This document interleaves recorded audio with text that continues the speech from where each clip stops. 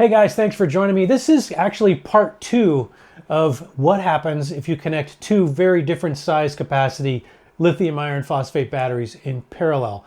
Now the previous video that I did on this, part 1 we'll call it, got a lot of interest and it generated a variety of questions because I didn't get into the weeds too much on what's actually going on. And some questions were raised that I thought were really good questions. So we're going to explore those today and get into a little bit more detail about what's going on when you connect two batteries in parallel, and specifically two batteries of very different capacities.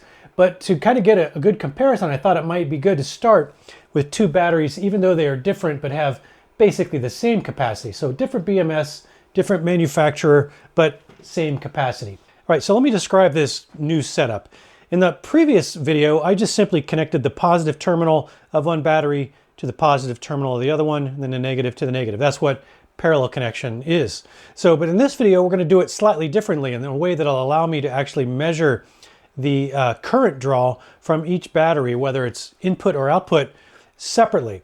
And to do that, I'm going to run the negatives and the positives back to negative and positive bus bars. So this negative goes to that negative bus bar. The negative on here will go to that negative bus bar. I haven't connected this battery yet. And then positive to positive. And then I've got these larger 2-aught cables here going back to my other set of bus bars over here on the left, which is connected to my inverter system. So we can put a load on this and see how this works. And then we're going to kind of repeat the test more or less with the larger capacity battery and probably the smaller capacity battery. And then we're going to just see how they behave in that configuration. So we'll check and see how they behave this way first.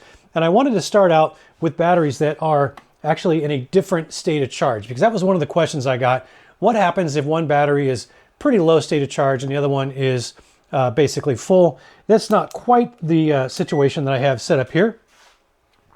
But let's just go ahead and check the voltage. This battery here comes in at 13.45 volts. And then this one over here, 13.24 volts or 13.25 volts. So that doesn't seem like much difference in voltage, but in lithium iron phosphate terms, you know, that's actually a fairly significant difference in capacity. Now I do have a Victron Smart Shunt connected over here on the main lead going out to my inverter system, and that will allow us to get a system current input and output monitor, in addition to the individual ones, which I'm going to use a current clamp on each of these individual red leads so I can see what's going in and out. And we'll monitor the main shunt with this little tablet here. So let me go ahead and finish getting this set up and we're going to find out. Now what we expect to happen is that because this one is at a higher state of charge equals higher voltage, we should see an immediate attempt to start equalizing the voltage between these two batteries. So we're going to hook up these two batteries and see if that is in fact what we observe, and we'll find out how aggressive that current sharing actually is. All right, if we zoom in over here, we can see that we actually have no current going in or out of the system from the main bus bars up here on top. So my AC inverters are not connected and turned on. I actually have my disconnect set. So the only connection that's happening is between these two batteries right now. So let's go ahead and put a clamp on this guy here. All right, so we can see on this battery, we're already getting a negative 0.23 amps. That means current is going into the battery rather than coming out. So this is being charged at a rate of about 24 watts or so. And if we put a current clamp on this guy over here, we have an outbound current of 3.62 amps. And what we're going to see is these are going to continue to equalize as charge from this battery transfers to this battery until their voltages are basically equal. But if you multiply the system voltage here, which is going to be, you know, about 13.5 volts, and we're only at 1.32, so we're less than 20 watts on this transfer here. It's not a mad rush of current like some people have speculated it might be. It is a nice controlled current exchange. So I do have an inverter connected to this system, so I am going to go ahead and turn on my disconnect. That will provide power to my AC inverters over here. And I'm going to use one of them to power a small EcoFlow air conditioner. All right, so let me go ahead and turn that inverter on. And we're going to see immediately that causes a little bit more of a current supply. I haven't turned the actual air conditioner on yet, but we are now outputting about 0.5 amp. So basically a parasitic draw. And I am still outputting a little bit more current from this guy, because even though we are now providing a little bit of power to the inverter, we're also charging this battery. So let me go ahead and turn the air conditioner on. This is not a huge draw, but we're going to see what kind of current sharing happens. Right? And what we're seeing here is a fairly equal distribution of current draw. But because this battery is a higher state of charge and it has as a result, a higher resistance, it's going to actually be pulling more current off this battery than it is off this battery. So over here we see 15 amps and over here we see 11 amps. And if we look at the system voltage over here, the system current, we're pulling a total of 26.5 amps, 27 amps total. But you can see that's being distributed 18 and 14 because these are at different states of charge, but they are current sharing. And eventually they will equalize, as this is not only outputting current to our load, it's also outputting current to equalize the charge on that battery. So just for fun, let's let this run for a little while and watch how these numbers change.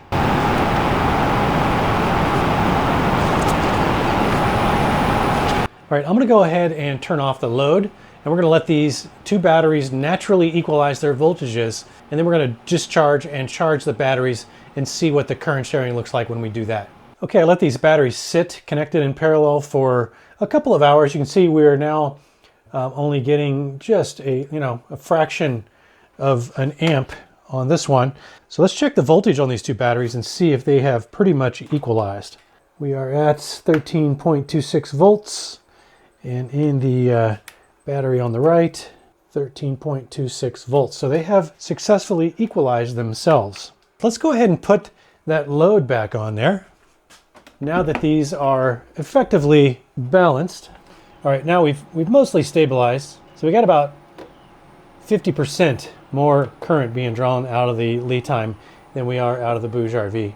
Now in the comments section of the last video, some of you guys have correctly pointed out that the internal resistance of two different batteries, especially from different manufacturers, is going to be different. And that is why we're seeing the difference in current draw here. But what that basically means is we're going to exercise one battery a little more than the other. So even though you can definitely do this, you will actually, if you're using different manufacturers, you will cause one battery to sort of age more quickly and therefore degrade its overall service life a little bit more quickly than the other one. And that's based on the differences in the internal resistance. And that is going to be the type of wiring they use, the connections, the BMS, all of those little differences, even the cell differences in the chemistry, if there is one. I know this probably uses pouch cells. This probably uses prismatic cells. So there's a big difference there. And yeah, so all of that contributes to how equally distributed the current draw off of these two batteries is. So let's, enough with the batteries that are similar in size. Let's go ahead and do a large capacity imbalance once again. I'm going to go ahead and run this guy all the way down, and then we're going to connect it to a larger capacity battery and see how it behaves. All right, now I've got this little 100 amp hour mini battery from LiTime all the way run down. Let's just go ahead and check the voltage on that. See, we're getting 4.3 volts. Clearly dead. The BMS has it shut down. And if we check the voltage on this guy over here, this is the TEMGOT 460 amp hour battery, and we should get a better reading now. We're at 11.9 volts. So the TEMGOT battery is not fully charged, but if we take a look at the clamp, let me zero that out, put that up there, we're getting negative 38 amps. Well, it's moving around a little bit, 35 amps. So we are getting 30 plus amps into this. And I have no doubt if we zero out the clamp on the other guy here, we're seeing a positive 30 amps. So this thing is providing 30 amps of power. So call it 320 some watts probably out to charge this thing so they can equalize their loads. But my point is that one of the questions that was raised was that what happens if you connect a battery that's completely dead, like the smaller one, to a larger battery? And do you get a massive current dump that might overwhelm this battery? And the answer is no. you don't. You can see here we're outputting a pretty consistent 20 amps, 21 amps. So I think it capped out at about 35 amps. This is a 100 amp BMS. The BMS is going to protect it from taking more than 100 amps. It's going to shut down. But as you can see, that is not happening. We are getting about 20 amps, call it, from the big battery going into the little battery so that it can equalize its charge. I'm going to go ahead actually and hook up a 40 amp charger. I'm going to connect that to the bus bars, and we're going to connect both batteries, so that way we're charging both batteries. And we're going to take a look at what that looks like on these clamp meters while they're being charged, while they're in very different states of charge. We probably will hear my other inverter in the back start to spin up because I'm powering this off a solar system. This battery is now getting, it's stabilizing just under 18 amps going in. And this battery is getting just about 20 amps going in. And that's a net, because remember, we were actually pushing a little bit of power from this guy into this guy. So 20 amps and 19 amps. So they are current sharing pretty equally here. So we're going to let that run, and then the BMS will shut this down when it's fully topped off. And then the BMS will shut this guy down when it's fully topped off. But just notice that 40 amps that we're getting from the charger is pretty evenly divided here, with a slight emphasis on the larger battery, 22 amps versus 17.5. And by the way, I recently just bought this little infrared attachment for my smartphone, which I find to be very cool. This is not sponsored at all. I actually bought this with my own money, but I can see the heat being generated here on the charger. You can see the heat going through the cables. So I can see that the heat on these alligator clips or clamps are dominating, but you can see there's a hot spot on there too. So it's reading 112 degrees Fahrenheit, which is still not bad. And then looking at the terminals of the batteries, I can see the display is generating a little bit of heat. My connection terminals here on the battery are nice and cool on both batteries. So the fuses are nice and cool. And I find this just super handy to be able to easily visually spot problem areas. And having those little dynamically drawn hotspots on there that give me the current temperature are very handy to let me know if there's a problem before it becomes a problem. I wish I'd had this actually something that I could use on the previous video when I was doing a test, actually on the test on this guy, trying to test that 250 amp continuous output. And I actually damn near melted one of these disconnect. I did melt it actually. I had to buy a new upgraded disconnect switch from my battery system here because it got ridiculously hot. I have it turned off right now, so it's a non-issue, but this allows me to easily monitor temperature of my wiring. So if I've got something that's generating a lot of heat, I can visually see it right away. So just something I thought I'd point out. I find this very useful. So we're only a few minutes into charging here, and I thought it might be interesting to point out, I rechecked the clamp meters, and we're now inputting just under 30 amps on this guy, and under just over 10 amps on this guy. So now we're getting 75% of the charge of that 40 amps coming in from the charger going to this guy versus this guy. Now why is that? That's because the capacity of this battery is significantly lower. I mean, it's less than a quarter of the capacity of this battery. And so as the state of charge starts to increase on both batteries, the resistance is going to get much higher, much more quickly on the smaller capacity battery than it is on the larger capacity battery. So this is still at a more relatively low resistance state than this guy is. So as a consequence, we're getting 3 times more input current on this battery than we are on the smaller one. So you can see they will actually end up topping out at about the same time. So this just really goes to show you that these things are going to charge at more or less the same rate relative to their capacities because of the internal resistance. And that's going to control how much of that 40 amps is being distributed to one battery versus the other. All right, I've got the 460 amp hour battery over here on the right, fully recharged, along with the 100 amp hour battery here, also fully charged. We're reading 13.32 volts, currently under no load at 0 amps from the main smart shunt. But you can see we are, we've got a very small 2 100ths of an amp on this clamp meter and 0.3 amps on the other clamp meter. So let's apply a fairly significant load, something over 1,000 watts, and let's just watch in a fully charged state how these react in terms of the current sharing between these very different batteries. So let me go ahead and turn on my disconnect and I'll apply the load. And let's just kind of watch. We can see the total load here on this smart shunt here at 100 amps and about 1340 volts. And over here, we are pulling 38 amps. And on the one on the right, it's reading overload for some reason. Sure, that is user error on my part. Yeah, it's reading overload because I had it on the wrong amp setting. So we're pulling 73 amps on the large battery, and we are pulling 37 amps approximately on the small battery. So just about half of the actual current draw. So this is only taken half of what this is taken. So this is 2/3, this is 1/3. And our current draw is 100 amps.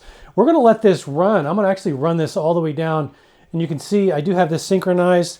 I've set it up to account for the total amp hour capacity of 560 amp hours of these combined.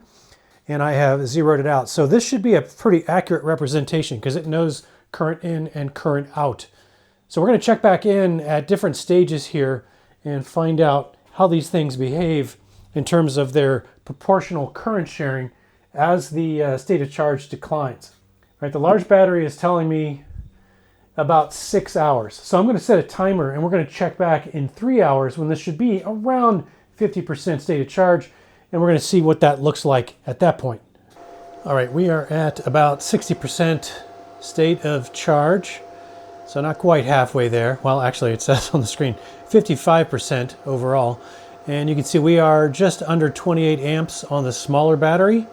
And on the larger battery, we're at about 83 amps. And that is out of a total of 103 amps, according to the system smart shunt. So if you recall, when the batteries were at a full state of charge and we started this 100 amp load, the smaller battery was basically sharing only about 1/3 of that overall load. And now it has dropped to almost, not quite a quarter. So as we get further into the discharge state, the smaller battery is probably going to be continuing to share less and less a percent of the overall current being supplied to the load. So we'll check back when this thing is much closer to being fully depleted and see if that holds true. All right, we are down to about 3% state of charge. Let me go ahead and turn the load back on. And you can take a look here. We are pulling 105 amps total. 77 of those are coming from the large battery, and about 35 are coming from the small battery. Now that adds up to more than 105 amps. If you do the math, I think that has to do with the precision of the current clamp setting I'm on right now. But that does give us a sense of the proportion. So even at a low state of charge, the batteries continued to current share the load in approximately the same proportion to their relative rated capacities. And while it's true that the battery with the lower resistance is going to be fairly constantly charged by the battery with the higher resistance, this is really not all that different from the constantly occurring charge and discharge activities that are going on in a system that is charging via solar anyway. But that said, it is also true that the greater the difference in the internal resistances between the batteries that you're using, the greater the impact that'll have on the overall service life due to the continuous equalization that is going on. But as long as you're not mixing the actual battery chemistries, it's doubtful that this impact will really be all that significant. So just try to steer clear of mixing lead acid and lithium batteries. That's definitely not recommended. And ideally, when you're using lithium-based chemistries, if you combine batteries of even very different capacities, as long as they're all using, say, prismatic or pouch cells, or all semi-solid state, and you're not mixing and matching those different forms of lithium, you should be fine based on what I've seen here.